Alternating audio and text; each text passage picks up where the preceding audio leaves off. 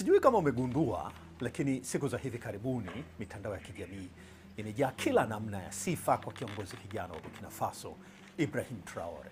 Sasa wengi wanauliza, huyu Traore ni mwana mageuzi kweli au ni masiha wa mitandao tu?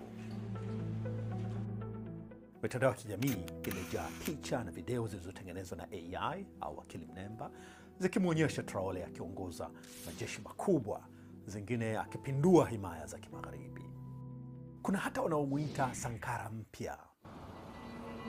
Labda kukukumbusha tu, Thomas Sankara aliingia madarakani kupitia mapinduzi mwaka 1983 akiwa na umri wa miaka 33 tu.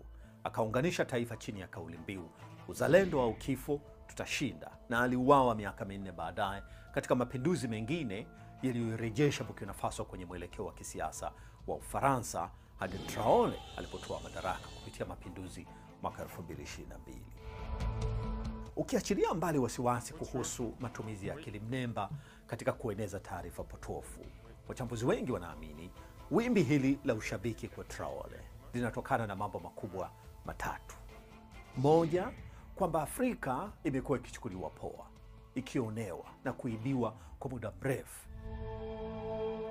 Pili, Traore anaonekana kuwasimikia Ufaransa, wakoloni wao hao wa zamani, na nchi zingine za kimagharibi. Tatu, umri wa Traore. Ni kiongozi kijana tu huyu, mwenye umri wa miaka 36 tu, na anaendana na idadi kubwa ya wananchi wa Burkina Faso, lakini pia hata Afrika kwa ujumla. Bara hili ambalo idadi kubwa ya watu ni wenye umri wa miaka kati ya 20 hapo. Wastani wa umri wa viongozi wa Afrika sasa ni miaka 63. Traore anasemekana kuwa ni mzungumzaji mzuri sana pia, mwenye uwezo wa kukonga nyoyo za vijana hawa. Lakini maneno yake yanaendana na mageuzi ya kweli na kwa kiasi gani? Inategemea unamuuliza nani. Hadi hivi sasa Traore ameshusha kiwango cha mishahara kwa mawaziri, wakati mshahara wake umebaki ule ule wa cheo cha ukapteni.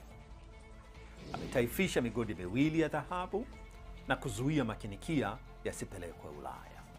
Badala yake amezindua kiwanda cha kuchenjua dhahabu kinachokadiriwa kuwa kitachakata dhahabu ya tani 150 hivi kwa mwaka. Lakini pia ametoa leseni ya uchimbaji wa madini kwa kampuni ya Kirusi Nordgold, hii ikionyesha ukaribu unaongezeka zaidi kati ya nchi yake na Urusi. Ametengeneza pia kituo cha msaada kwa wachakataji wa pamba wadogo nchini humo. Inasemekana Traore amekataa pia fedha za IMF na World Bank, akisema Burkina Faso inaweza kujiendesha vizuri tu kupitia utajiri wake wa rasilimali. Burkina Faso ina madini ya kila aina: dhahabu, almasi, shaba, niko na mengine mengi tu ambayo hayajachimbwa bado. Lakini wataalamu wa uchumi wanasema utajiri wote huu hauna maana ikiwa hakuna mageuzi ya kweli ya kisiasa. Ugaidi pia bado upo na unaitesa sana Burkina Faso, na taasisi muhimu nchini humo bado ni dhaifu. Na hapo sasa ndipo wachambuzi mbalimbali wanapozishangaa hizi nderemo na vifijo juu ya Traore. Mtafiti Mbukinabe Alidu Werema anasema anachokifanya Traore ni vibe tu, yani mihemko kuliko maono na mageuzi ya kweli. Sehemu kubwa ya Burkina Faso kwa mfano, anasema Were, bado inadhibitiwa na wanamgambo. Mapigano yanayoendelea katika nchi hiyo yamewafanya Wabukinabe zaidi ya milioni 2 kukimbia aidha makazi yao au nchi yao kabisa. Hata hivyo, kuna matumaini.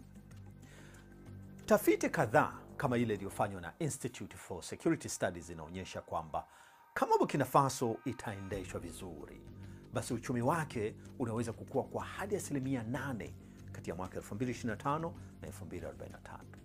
Ndio kazi kubwa aliyonayo Traore. Na kuikamilisha hiyo kazi vizuri, Traore ana changamoto kubwa mbili. Kwanza, kupambana na wanamgambo na kuimarisha usalama wa Burkina Faso, na kuigeuza nchi hiyo iliyojaa madini ya kila aina kwenye uchumi imara, endelevu na unaonufaisha Wabukinabe wengi zaidi.